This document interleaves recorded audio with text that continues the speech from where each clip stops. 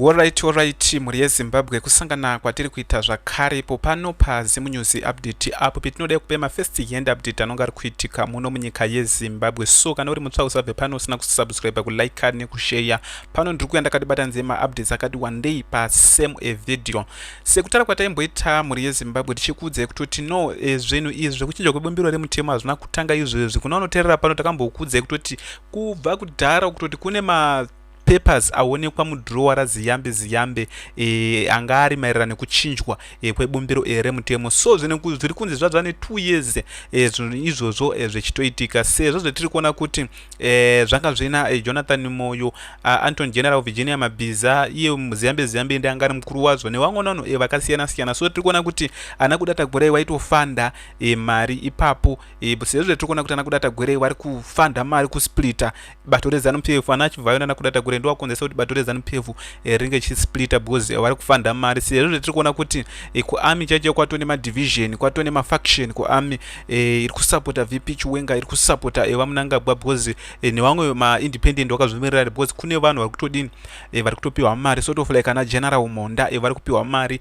ana opa muchinguri, madeputy ana opa muchinguri nevamwe vanhu vakasiyana vatori pamasalaries. Kozoita vamwe vanenge vari kumoka vari kusupply futi ana kudata gwere vakaita sana Temba Muliswa vanenge varipo kuda kusvibisa mazita evamwe vanhu. So tiri kuona panapa muri yeZimbabwe kutoti coup inogona kutanga anytime muno munyika yeZimbabwe, sezvo zvetiri kuona kuti mane madivision ndo zvakatanga zvichiitika pa G40 ana Lacoste mazuva aya muna 2017 zvana Mugabe zvezve pakazoitwa restore legacy makaita kusawirirana mubato reZANU-PF sezvakuitwa pari zvino, but tiri kuona kuti pari zvino pari kutamba mari dzakati wandei because musaona ana kudata gwerei vari kutorwirawo kuti wange vari vanopinda paupresident kana vamunangagwa vaiswa pakona muna 2028 because havasi kuzikanwa kutoti zvinobudira because chinonetsa ndechekutoti pakaitwa coup manje coup haina mutemo. Coup unotongobuditswa anytime, hazvina kana mutemo kana chii, unotongonzi arwa pasi baya chichi chingwa vana pasina kana mutemo ndokutoti kwanzi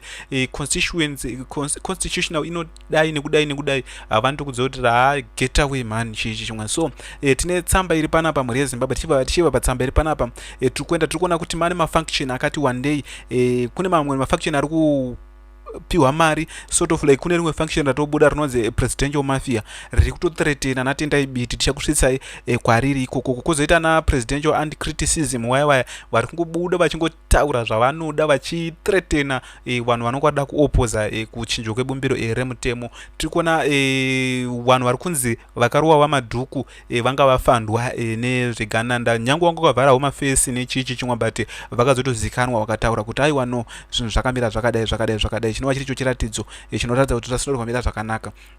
So tiri kuona tsamba iri panapa muri yeZimbabwe itsamba yakanywa kunzi top secret intelligence risk assessment. Tiri kuona panapa 3.3 iri kuti this violence serves a dual purpose of intimidate the legal opposition into withdrawing the constitutional court challenging and to signal to the broad populace that dissent will be met with lethal force. tiri kuona panapa muri yeZimbabwe pakanyorwa kunzi the strategic threat and Jonathan Moyo doctrine and attempt at military capture and decapitation. Tiri kuona panapa 4.1 inobva yati the kudata gwere cartel act by his elusive close ally Julius Mapingura aka Shumba Mpostori amenoti ndianani awa but itonzi cartel ya kudata gwere muri yeZimbabwe. Tiri kuona pana and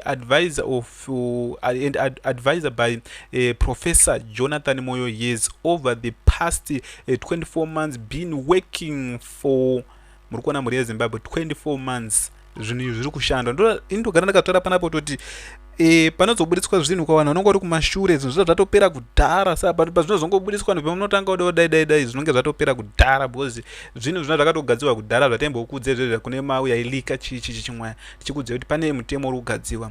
Their strategy to bypass the succession matrix of grab power from themselves from the allying and soon to complete his 2 terms limits. President Emerson Mnangagwa Jonathan Moyo has intensively been studying the mistakes he made in his internal quest to grab the president's way from Emerson Mnangagwa for his chosen function. The G40 trikona panapa pakapaiswa pakavharidziwa chekwa nawo President Emerson Mnangagwa. These lessons learned from that failure and the objects is no longer just political control but the surgical weakening and capture of the military as the institution of prevent it from acting as a check of exclusive power. Tirikuona muri yeZimbabwe ndo mashoko ari kunyorwa panapa kutoti no vari kuda kukonzeresa kutoti munge muine madivision muarmy and for sure no mani division because kune vanhu vari kupiwa mari varimo imo because iwe bangoni unoka top rank uri hora 1.5 chichi chimwe poto munhu anduko kuti asha ndora chikupa 10,000 pamwedzi chichi chingwangona vanhu vadini avarambe muri yeZimbabwe but chikwanisiro chetinoziva ndechekutoti hazvigoni kuti tenge nyika yese because nyika ino vanhu vakawandisa ndosaka muri kuona vakati amendment rinofana kuitwa kuparliament kuna kune about 350 chete 350 vanhu vanokwanisa kudini vanokwanisa kutengeka muri yeZimbabwe. Ndo mashoko mamiriro akaita. Tira kuti tiende kune dzimwe news munyase kuona kuti chii chiri kunyatsa kumboitika. So tira kuti tiende panapa pane zvimwe zvikwata zviri kungobuda zviri kungonyuka from Norway. Tira kuti muone kuti chii chiri kuitika. Munhu yakarova madhuku uyu muri yeZimbabwe watatu kutaura nezvake uyu. Fellow Zimbabwe knows your enemy, this thug wanted to kill madhuku. Ndiye uyu akazoonekwa but vakauya vakapfeka chi vakauya vakapfeka mamaska aya but zvisinei munhu akazoonekwa magang. This is part of the gang of thugs that attack madhuku and member of the NCA at the NCA offices in Harare. They did this right to front of the police and this is how the lowness have gone. Tiri kuona panapa ini pano ipo panondishamisa muri yeZimbabwe pekutoti itsitsere kusada violence rekuita sebhozi toona kuti panapa ine kana kuti rally ye kana kuti triple C kana kuti yechi panapa ina amboti vanhu vanokosvika kana kuti kuma 20,000 handi mazoona panogonosvika vanhu 5,000 people utanga kuwarowa 20,000 iwo wachitowakwadza uchitodini havana kwasitomborana kana pfuti panongasitomborana kana chi. So ipa panondishamisa kuti chii chiri kunyatsa kumboitika muno munyika yeZimbabwe. 20,000 vanogona kurohwa nevanhu 5 checho kutouya utanga kutobikwa kuti udzipeninga katokwara chicho ngona vachitiza vachiita sei. Ndopa munonyatsa kuona kuti zvinhu hazvina kutombomirawo zvakanaka muno munyika yeZimbabwe.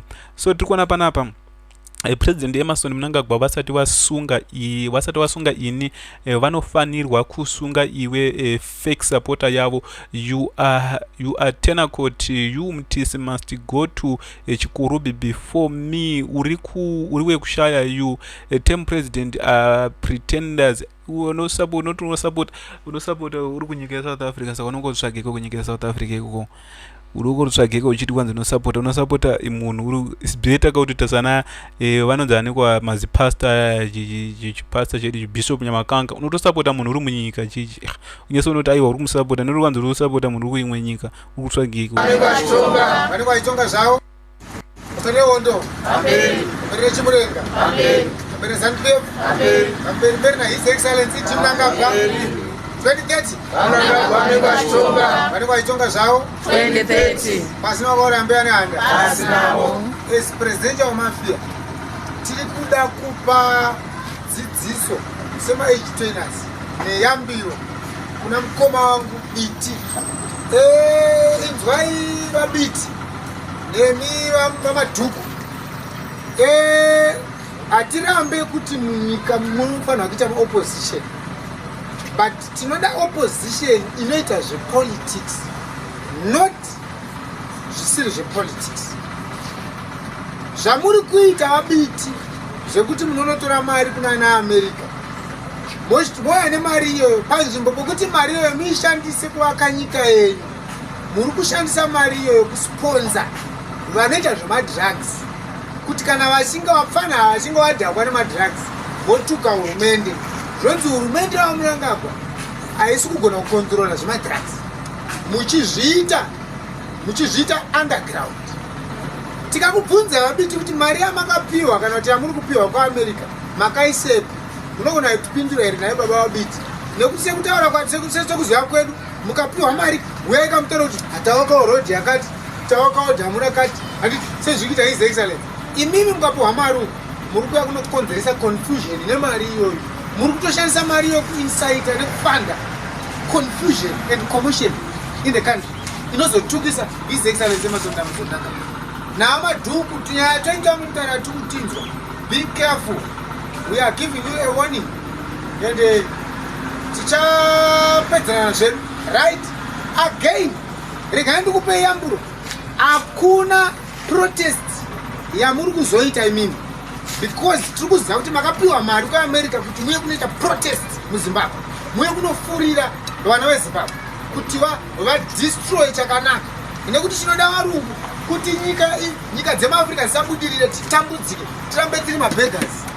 Saka vanenge vachitoona kuti uyu murume anodzishumba murambo is dangerous, tikasatokonzeresa confusion nyika yaizotinyengererei. Saka vabiti tiri kukupai warning, a strong warning yatiri kukupai, siyana neprotest. Regai ndikuudzai yambiro yandinoda kuudzai, protest dzamuchaita itai makavhura maziso. Tiri kuuya tichasangana muprotest imomo 1v1 vasingagone kumhanya hameno zvenyu, ende tichapedzerana. Ndoega manzi vandoda kuti titaure pano.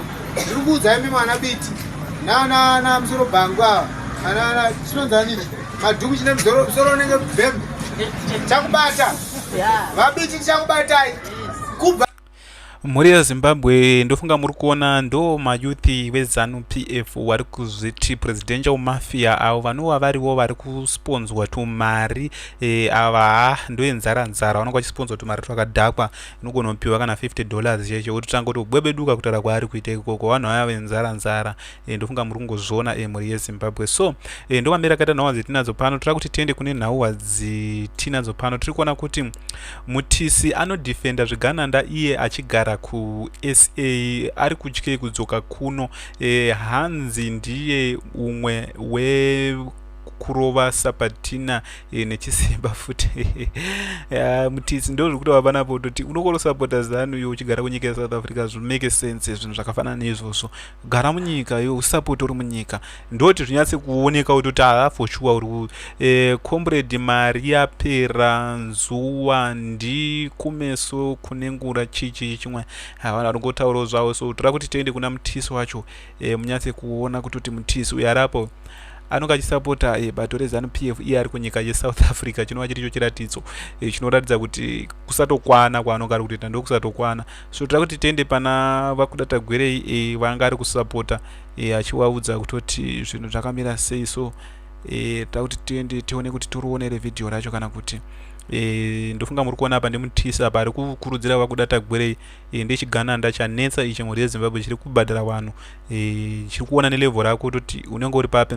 For years Dr. Kudata Gwerei provide financial ethical support to Zanu PF, but he didn't hold any political office. Then the people asked him to join the leadership matrix of Zanu PF, and that when some insecure her folks that throwing tantrums. Tiri kuona panapa mhuri yeZimbabwe pari kunyorwa kunzi all along they were happy to accept his financial adamutsvanga kutoti kwanzi akatanga kutobhadhara mari idzodzi since from 2013 mhuri yeZimbabwe kwanzi Kudata Gwerei aitobhadhara mari idzodzi since from 2013. All along they were happy to accept his financials article and contribution, but once there was a possibility of him joining the central committee, they started cooking up smears and campaigns for obstruct him its a familiar script in politics, but it's always associated with political losers. Winners don't do that. The moment you show everyone that you are scared of someone, you are already exposed your own weakness in politics. The people gravitate toward the powerful and insecure. Weakling all of sudden people now see Dr. Kudata Gwire as a force of recon, as a real threat to the ambition of people who they thought insable and in poor position.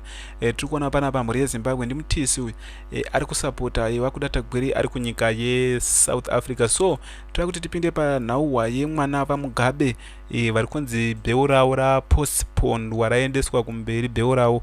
Tiri kuona panapa it's armed robbery suspect accused to shooting dead 2 police officers in Zaka district, Maswengo province on Sunday morning. He has been arrested. He was picked up on Monday in Bikita district after allegedly going into hiding.